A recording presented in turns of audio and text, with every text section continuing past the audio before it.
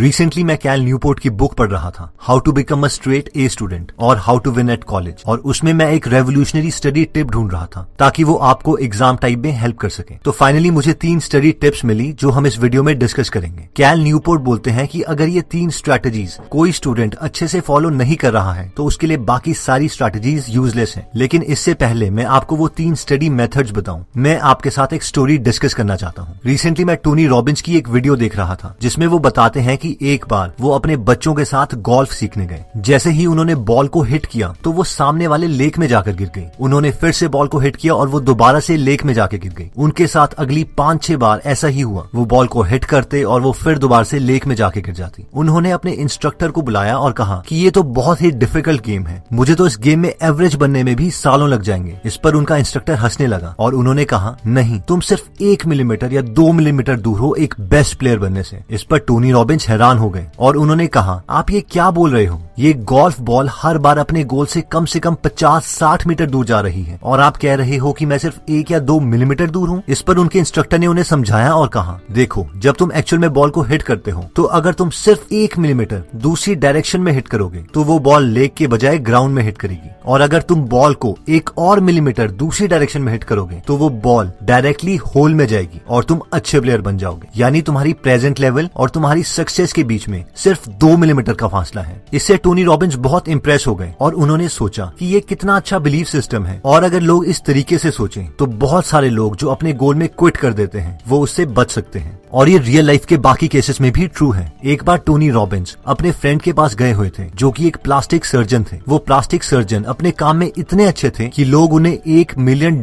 तक पे करते थे अपने फेस की सर्जरी करवाने के लिए, क्योंकि वो किसी भी बदसूरत इंसान को प्लास्टिक सर्जरी से बहुत ही अट्रैक्टिव बना सकते थे। जब टोनी रॉबिन्स अपने फ्रेंड के ऑफिस गए हुए थे तो उनके फ्रेंड अंदर ऑपरेशन थिएटर में सर्जरी कर रहे थे, और इसीलिए टोनी रॉबिन्स रिसेप्शन एरिया में उनके लिए वेट करते हुए वहां पर पड़ी बुक पढ़ने लग गए। वो बुक उस सर्जन ने लिखी थी ताकि वो बाकी सर्जन्स को अपने प्लास्टिक सर्जरी के मेथड्स के बारे में बता सके। उस बुक में टोनी रॉबिन्स ने एक बहुत ही इंटरेस्टिंग फैक्ट पढ़ा कि जो दुनिया की मोस्ट अट्रैक्टिव लेडीज हैं उनके अपर लिप और नोज के बीच का डिफरेंस उनकी आई की मेजरमेंट के बराबर होता है। अगर किसी विमेन के फेस में ये डिफरेंस 1 मिलीमीटर तक का है तो उसका एक एवरेज फेस होगा, और अगर ये डिफरेंस 2 मिलीमीटर या उससे ज्यादा है तो वो लेडी दुनिया के नजरों में बहुत ही अनअट्रैक्टिव होगी। यानी एक बहुत ही अट्रैक्टिव लेडी और बहुत अनअट्रैक्टिव लेडी के बीच में सिर्फ 2 मिलीमीटर का डिफरेंस है, और ये प्लास्टिक सर्जन सिर्फ यही 1-2 मिलीमीटर के चेंजेस फेस में करता था और किसी को भी बहुत अट्रैक्टिव बना देता था, और इसीलिए वो अपने प्रोफेशन में बेस्ट था। अब सवाल ये आता है कि हमने ये स्टोरीज डिस्कस क्यों की? इन स्टोरीज को डिस्कस करने का पॉइंट ये है कि मोस्ट प्रोबेबली हमने स्टडीज की यूट्यूब में इतनी वीडियोस देखी हैं सिर्फ इस उम्मीद में कि हमें कोई एक रेवोल्यूशनरी मेथड मिल जाए जिससे हम हमेशा मोटिवेटेड रहें या हर चीज आसानी से समझ जाए, या इवन इस एक्सपेक्टेशन में कि सारा सिलेबस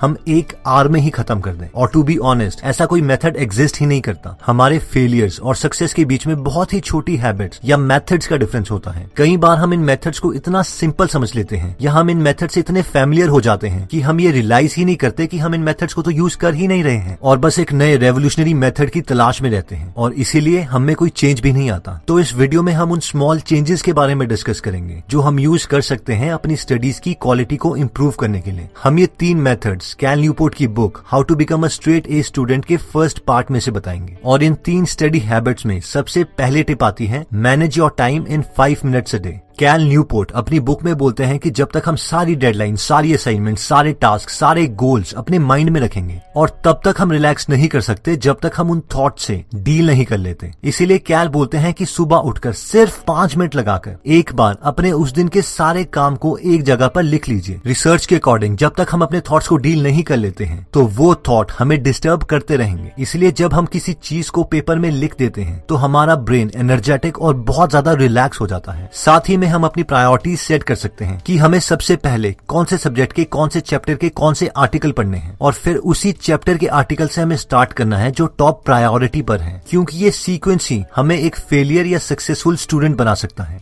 सेकंड टिप कहती है कि डिक्लेयर वॉर ऑन प्रोक्रास्टिनेशन, यानी बस डिसाइड कर लो कि मैं अब चीजों को टालूंगा नहीं और उन्हें कंप्लीट करूंगा ही करूंगा। अब हमने ये बोल तो दिया, लेकिन हम इसे करेंगे कैसे? इसके लिए हमारे पास 4 मेथड्स आते हैं। पहला मेथड कहता है keep a work progress journal. याद करो वो लास्ट टाइम जब आपने किसी इंपॉर्टेंट चीज को टाला था। शायद कुछ ऐसा एक्सक्यूज दिया होगा आपके ब्रेन ने आपको, यार इस काम को करने के लिए तो अभी मेरे पास सारी चीजें ही नहीं है, लेकिन मैं इस काम को कल कर सकता हूँ क्योंकि कल तो मेरे पास इस काम को कंप्लीट करने के लिए सारा सामान होगा। या फिर हमने खुद से कुछ ऐसा बहाना मारा होगा, यार अभी लेट भी हो गया है और मैं थक भी गया हूँ, अगर अभी इस काम को करता हूँ तो कुछ समझ में भी नहीं आएगा और टाइम ही वेस्ट होगा। इससे बेटर है कि मैं इसे कल सुबह स्टार्ट करूँ क्योंकि उस वक्त मैं एकदम फ्रेश भी हूँगा। मगर मेन बात यह है कि हम खुद से कभी ये एडमिट नहीं करते कि उस काम को हम टाल रहे हैं क्योंकि वो बोरिंग है और हम एकदम सुस्त हैं। कैल के अकॉर्डिंग इस चीज को ओवरकम करने का एक बहुत इफेक्टिव तरीका है और वो ये है कि हम सोने से पहले हर रात एक नोटबुक या ऐप में उन सब चीजों को प्रायोरिटी वाइज लिखें जो हम नेक्स्ट डे करना चाहते हैं। इसमें हमें सिर्फ 1 मिनट लगेगा और थोड़े दिनों के बाद ये एक हैबिट में भी कन्वर्ट हो जाएगा और ऐसा करने से हम अपनी प्रोग्रेस भी नोट कर सकते हैं। प्लस रिसर्च के अकॉर्डिंग सिर्फ किसी चीज को लिखने से हमारे उस टास्क को कंप्लीट करने के चांसेस कहीं ज्यादा बढ़ जाते हैं। नेक्स्ट स्ट्रेटेजी कहती है फीड द मशीन। आपने भी नोटिस किया होगा कि जब भी हमारे पास लो एनर्जी होती है तो हम उस वक्त हमेशा चीजों को टालते ही हैं, प्रोक्रास्टिनेट करते हैं। इमेजिन कीजिए कि आप बहुत थके हुए हैं, बहुत भूखे हैं, क्या उस वक्त आप फोकस होके कोई सब्जेक्ट पढ़ सकते हैं? इसका सिंपल आंसर है कभी नहीं। और अगर आप जबरदस्ती वो सब्जेक्ट पढ़ते भी हैं तो भी आपको कुछ याद नहीं रहेगा। और कैल न्यूपोर्ट भी यही कहते हैं कि हमें खुद को एक मशीन समझना चाहिए और इसे हमेशा अच्छा फ्यूल देते रहना चाहिए। रिसर्च के मुताबिक जब हम लो एनर्जी स्टेट में होते हैं तो हमारी विल पावर ऑलमोस्ट 0 होती है और हम चीजों को जरूर टालते हैं। अपने को हाई एनर्जी स्टेट में रखने के लिए हम 3 चीजें कर सकते हैं। पहला, हमें कोई भी मील स्किप नहीं करना है, चाहे फिर हमारा कितना भी बिजी दिन क्यों ना हो। ऑब्वियसली हमें ओवर ईटिंग भी नहीं करनी है। सेकंड, हमें अपने को हमेशा हाइड्रेटेड रखना है, यानी अपने पास पानी की बोतल रखें और हर थोड़ी देर के बाद, प्रेफरेबली 45 मिनट्स के बाद पानी पीते रहें। थर्ड, खाने को एनर्जी के लिए खाएं, ना कि अपनी सेटिस्फैक्शन के लिए, यानी हमें ऐसी चीजें खानी है जो हमें दिन भर कांस्टेंट एनर्जी दे, जैसे कि पीनट्स, फ्रूट्स, वेजिटेबल्स या कोई भी कॉम्प्लेक्स कार्बोहाइड्रेट्स का सोर्स। अगर हम किसी ऐसी चीज को खाते हैं जिसमें शुगर की क्वांटिटी ज्यादा है तो वो हमें थोड़ी देर के लिए हाई बर्स्ट ऑफ एनर्जी देगी और उसके बाद वो एनर्जी एकदम डिप्लीट हो जाएगी, खत्म हो जाएगी और फिर हमें दोबारा से भूख लगने लगेगी।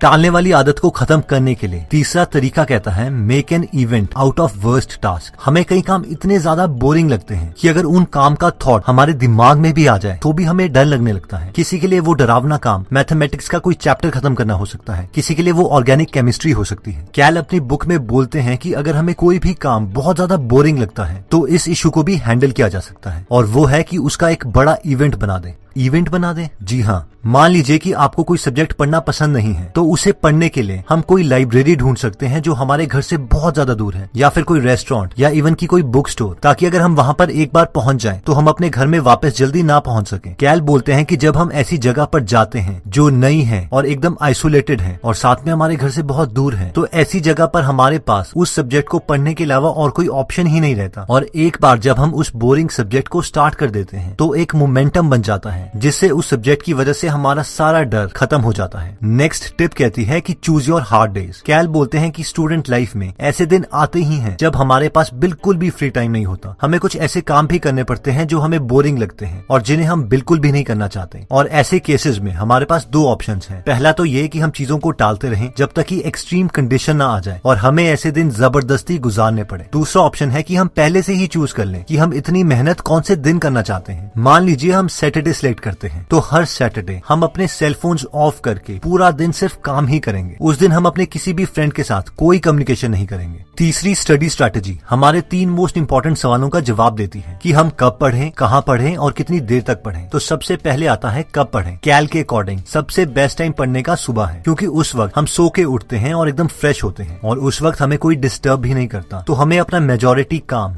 डिनर से पहले ही खत्म कर लेना चाहिए। इवन अगर हमें दिन में क्लासेस के बीच में 1 आवर फ्री मिलता है तो हमें उस वक्त अपना सेल फोन ऑफ करके उस टाइम को भी यूटिलाइज करना चाहिए। कैल के अकॉर्डिंग नाइट टाइम में उतनी अच्छी पढ़ाई नहीं होती, खासकर अगर हम अपने हॉस्टल में रहते हैं, क्योंकि उस वक्त सारे फ्रेंड्स जागे हुए होते हैं और हमसे सोशल होना चाहते हैं। वैसे मेरे पर्सनल एक्सपीरियंस के अकॉर्डिंग बहुत से स्टूडेंट्स नाइट टाइम में भी पढ़ के बहुत अच्छा स्कोर कर लेते हैं। इसलिए आप इस टिप को यूज करने से पहले खुद को भी एनालाइज कर लीजिए कि आपके लिए क्या काम कर रहा है। अगला सवाल आता है कि कहाँ पढ़ें। इसमें कैल बोलते हैं कि जितनी अकेली जगह हो उतना बेटर है, और मेरे एक्सपीरियंस के अकॉर्डिंग भी ये एकदम ठीक है। हमें ऐसी जगह जाना चाहिए जहाँ पर हमें कोई डिस्टर्ब ना करे, जहाँ हम अच्छी सेल्फ स्टडी कर सकें। जगह जैसे कि ऐसी लाइब्रेरी जहाँ पे कम से कम स्टूडेंट्स आते हो, या एक बिल्कुल अकेला रूम, या अगर आप हॉस्टल में हैं तो अपने फ्रेंड्स को बोलिए कि रूम में बाहर से ताला लगा दें, और फिर आप काफी टाइम तक आइसोलेशन में पढ़ाई कर सकते हैं। नेक्स्ट सवाल आता है कि कितनी देर तक पढ़ें। इसमें कैल बोलते हैं कि हमें हर एक आवर के बाद ब्रेक ले लेनी चाहिए, और इनफैक्ट ये सवाल उन्होंने काफी टॉपर से भी पूछा था और सबने यही जवाब दिया कि वो 1 से 1.5 घंटे के बाद हमेशा 15-20 मिनट का ब्रेक ले लेते थे, ताकि उनका माइंड फ्रेश हो जाए। उस वक्त हम वॉक कर सकते हैं, लाइट एक्सरसाइज कर सकते हैं, कुछ भी करिए, बस स्टडी से थोड़ी देर के लिए दूर जाइए। मैं दोबारा रिपीट करता हूँ कि सिर्फ थोड़ी देर के लिए स्टडी से बाहर जाइए, ये नहीं कि फेसबुक में हम दोबारा से टाइम वेस्ट कर रहे हैं। तो दोस्तों, इस वीडियो में हमने देखा कि सक्सेस और फेलियर के बीच में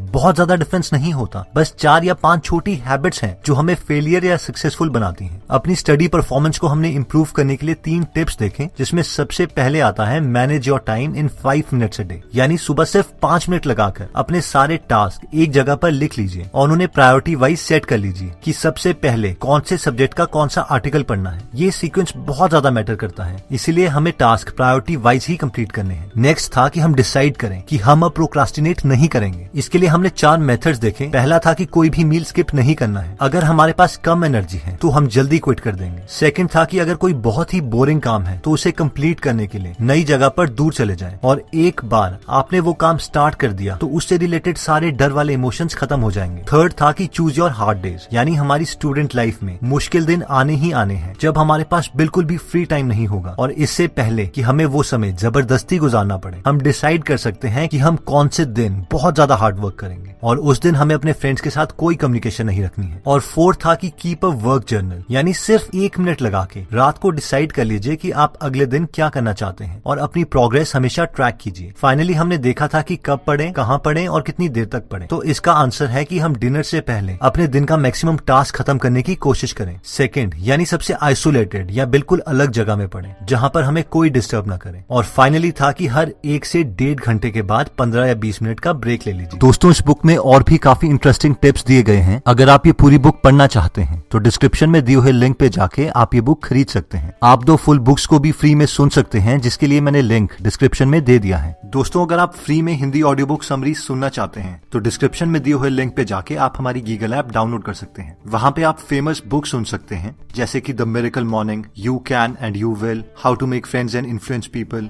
ई myth revisited, 0 to 1, Chanakya Niti, the one thing, power of habit, wings of fire, the monk who sold his Ferrari and many more. और हर हफ्ते इस ऐप में हम एक नई ऑडियो बुक समरी डालते हैं। दोस्तों, कमेंट सेक्शन में आप बता सकते हैं कि आप नेक्स्ट वीडियो किस टॉपिक पर चाहते हैं, ताकि हमें भी फीडबैक मिले और उसी टॉपिक्स को हम कवर करें। इस चैनल को जरूर सब्सक्राइब कर लीजिए और बेल का बटन दबा दीजिए, ताकि आप ऐसी नॉलेजेबल वीडियोस कभी मिस ना करें। और इस वीडियो को लाइक जरूर कीजिएगा ताकि हमारा कॉन्फिडेंस बढ़े।